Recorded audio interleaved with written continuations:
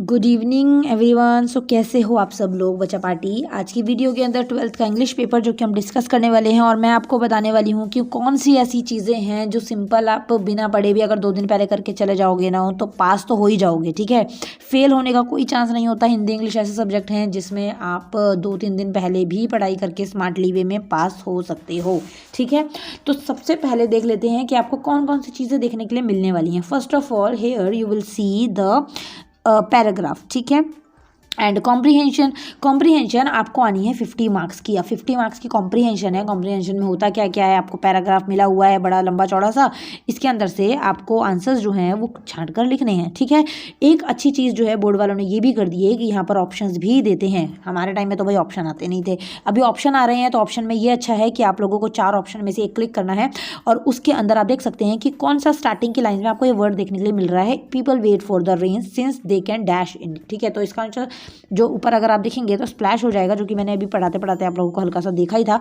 ठीक है, तो इस तरीके से ना आप बहुत ही ईजी तरीके से इन चीज़ों को कर सकते हैं। तो यहाँ पर 15 नंबर हैं, 15 में से हम इसको 10 मान के चल लेते हैं तो आपको 10 नंबर तो यहीं से मिल गए। ठीक है, 15 नंबर की कॉम्प्रिहेंशन से। ओके, अब आगे आगे अगर हम चलें तो यहाँ पर आप देख सकते हैं कि एक नोट बनाने के ऊपर आया हुआ है, मार्किंग स्कीम भी ऑलरेडी है। ठीक है, तो वो चीज़ आपको ध्यान रखनी है। स्कीम अगर आप अच्छे से पेपर प्रेजेंटेशन करते हैं तो आपको उसके मार्क्स भी मिलेंगे। अब यहाँ पर आपको नोटिस राइटिंग आई हुई है, आपको नोट बनाना है। ठीक है, नोटिस राइटिंग में आपको सिंपल उसका फॉर्मेट याद रखने की जरूरत होती है। सबसे पहले ये, उसके ऊपर में आप लोगों का सिंपल जो है वो क्या हो जाता है, अगर आपको किसी चीज़ के ऊपर लिखना है कि मतलब कि कौन कौन सी चीज़ें आपको उसके अंदर लिखनी है नोटिस के अंदर। ठीक है, तो यहाँ पर आपको सिंपल ये वो वाला नोटिस राइटिंग तो है नहीं, आपको नोट बनाना है सिंपल। ठीक है, नोटिस राइटिंग नहीं है ये स्कूल वाला।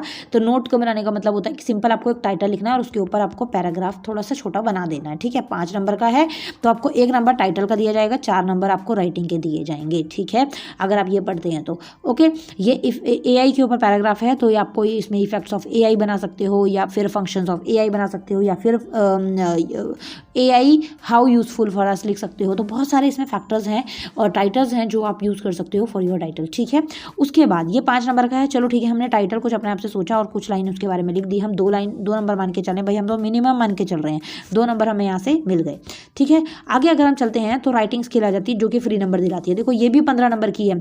इसके अंदर आपके पास आएगा क्या क्या, फर्स्ट नंबर पे आपके पास नोटिस राइटिंग आ जाती है। नोटिस राइटिंग में आपको क्या ध्यान रखना होता है, सिर्फ और सिर्फ फॉर्मेट और जो चीज़ पर नोटिस लिखना है उसके बारे में कुछ लाइंस।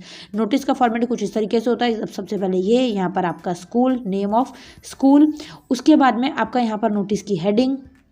ठीक है, उसके बाद यहाँ पर आपकी डेट, उसके बाद में आपकी हेडिंग की किसके ऊपर आपका मतलब कि नोटिस में आपको क्या लिखना है वो सब कुछ, और लास्ट में आपके सिग्नेचर। ठीक है, इस तरीके से नोटिस का फॉर्मेट रहता है। जो भी टॉपिक आया हो आप उसको अपनी भाषा में बना के लिखिए। ठीक है, जैसे यहाँ पर है draw notice for your school notice board inviting names of interesting students for participating in the inter school debate competition. अब देखो डिबेट कॉम्पिटिशन हो रहा है, so this is a notice about you to all, about information to all that function is held on this date of inter school debate competition is doing in next week, और जो भी आपकी date है वो उस तरीके से।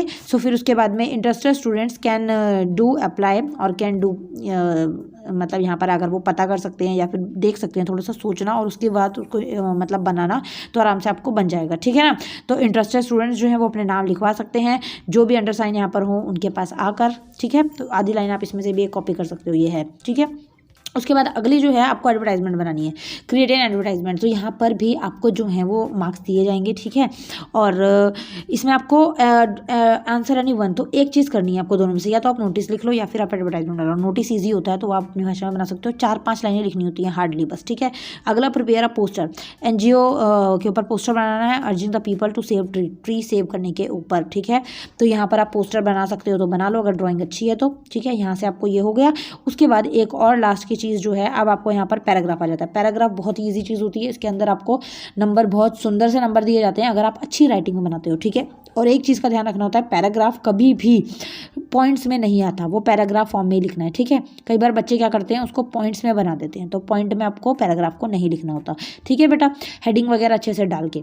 Okay, उसके बाद अगर हम आगे चलें तो यहाँ पर आप देख सकते हो नेक्स्ट जो है ये आपको 2 आए हुए हैं, कोई भी एक करना है, पैराग्राफ डिसिप्लिन पे या फिर right a report for annual function held in your school.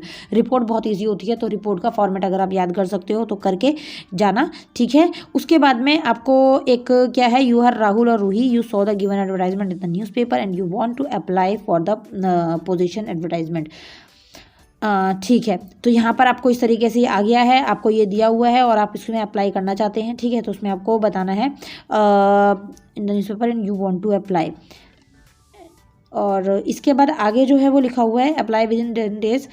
You are Kritika, your school is yoga club hosted a work called art of living for students, write a letter to the editor. अब ये letter आ गया, देखो 15 number का यहाँ तामझाम दिख रहा है, 15 नंबर का ऊपर दिख रहा है 30 नंबर। अगर आप थोड़ा दिमाग लगाओ ना बेटा तो पास तो आप यहीं से हो सकते हो, ठीक है। तो बहुत ईजी चीज़ें हैं, आपको सिर्फ देखना है कि कर क्या सकती हूँ मैं। आगे आपकी 10 नंबर की ग्रामर है, 10 नंबर की ग्रामर में से अगर हम थोड़ा बहुत भी छांटें तो भी हम 5-7 नंबर तो आराम से गिरते पड़ते लेकर आ ही जाएंगे, ठीक है। अब किस तरीके से लेकर आना है या आपको क्या चीज़ों का ध्यान रखना है, कौन सी चीज़ें ऐसी हैं जो आप आराम से कर सकते हो, अगर वो मैं ध्यान दूँ आप लोगों को, तो यहाँ पर फर्स्ट चीज़ आपको दिख रही है apples bananas and mangoes dash by him. तो देखो खाए जाते हैं, ठीक है, आर ईटन, ठीक है, ज़्यादा हैं ये और इस वजह से यहाँ पर लगाया गया है, ओके। आई अलॉन्ग विद और थर्ड फॉर्म लगी हुई है क्योंकि पास्ट में चली गई ये चीज़, ठीक है। और अगला है I along with my friends dash going to play, ठीक है। आई और जब बीच में जब इसकी हेल्पिंग वर्ब लगती है ना तो वो फर्स्ट पर्सन के अकॉर्डिंग लगती है, तो फर्स्ट नंबर पे जो है आई है, तो I along with my friends I am going to play, ठीक है, इस तरीके से, ओके।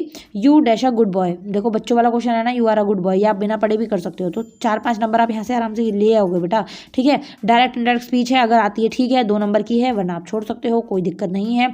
आगे आपके ये क्वेश्चन आ जाते हैं, ऑप्शन में हैं ये भी। उसके बाद आर्टिकल्स आ जाते हैं जो कि बच्चों वाली चीज़ होती है, आर्टिकल फिर से, जिसके अंदर लिखा हुआ है the Bible is dash Holi book. Holi book जो है वो एक प्रॉपर नाउन नहीं है, तो वहाँ ए आएगा, कई बच्चे होली बाइबल सोच के द लगा देंगे, लेकिन ऐसा नहीं करना, आपको डैश के बाद वाली चीज़ देखनी है। Holi book is a common noun, ठीक है, तो आपको यहाँ पर सिंपल जो है ए लगा देना है, ठीक है। राम एट डैश बनाना, ए बनाना, बी से पढ़ रहा है ना, ये वोवल साउंड नहीं है। एप्पल जो है वो ए से पढ़ रहा है तो ये वोवल साउंड है, तो यहाँ पर एन आ जाएगा, ठीक है, इस तरीके से। आगे dash milk you gave me was cold, ठीक है। अब यहाँ पर मिल्क है, देखो स्टार्टिंग में एक चीज़ रट लो थोड़ी सी कि अगर स्टार्टिंग में आपके पास ऐसा कुछ है और यहाँ पर कोई कॉमन नाउन है तो आपको द ही लगाना होता है, ठीक है, और मिल्क कभी नहीं होता, ओके। उसके बाद इस तरीके से ये चीज़ें रहती हैं। फिर एक्टिव पैसिव आ गए थोड़े से, आपको इसके अंदर जो है ऑप्शन दे रखे हैं और इसके अंदर से आपको जो है वो देखना होगा, ठीक है, इसको देख लीजिएगा।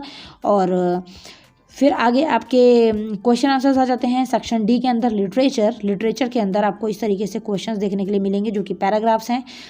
पैराग्राफ के अंदर भी बहुत अच्छी चीज़ है कि आपको ऑप्शंस दिए हुए हैं, ठीक है। ये चैप्टर का नाम बताना है, तो ये चैप्टर आप लोगों का जो है वो रैट रैप वाला है, यहाँ से आप देख भी सकते हैं, ठीक है। तो इसका आंसर जो है द रैट रैप हो जाएगा, ठीक है। उसके बाद आगे अगर हम देखें, ये आपका आया हुआ है कितने का, 5 नंबर का, यहाँ से भी आप 3-4 नंबर लेकर आ सकते हैं, ओके।